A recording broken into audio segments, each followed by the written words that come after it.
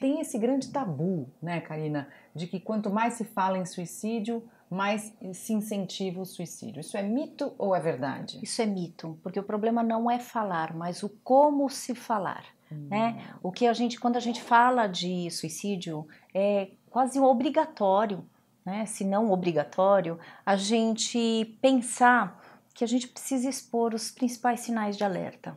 A gente precisa fazer um trabalho psicoeducativo, de informação, levando orientação principalmente. Então, o problema não é falar, né? O problema é como se falar e qual o objetivo da gente falar sobre suicídio. Se for para exposição, errado. Se for para informação, super certo. Considero que a gente tem que fazer uma mudança paradigmática. Inclusive aqui no Brasil, a gente precisa sim acolher esse sofrimento que acontece, né, quando acontece um suicídio. E eu já falei um pouco por que eu acho tão importante falar sobre esse tema, tem a ver com a minha história pessoal, de uma ideação suicida na época que eu era adolescente, numa sensação muito forte de solidão, porque eu não conhecia nenhum outro adolescente que tinha pensado em se matar, nenhum outro adolescente que estava em depressão, naquela época não existiam redes sociais. E aqui na plataforma você também já viu, provavelmente, um vídeo da Karina, se você não viu, vale a pena ver, a Karina e o Anderson, que a gente fez uma conversa maravilhosa juntos.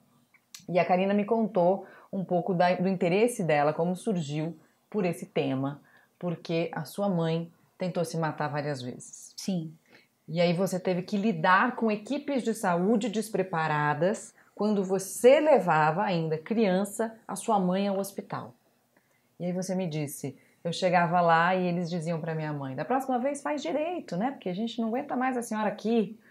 Aquilo me chocou, porque muito provavelmente esse tipo de julgamento, né, de preconceito contra as pessoas que tentam se matar ainda existe. E você sabe disso melhor do que ninguém.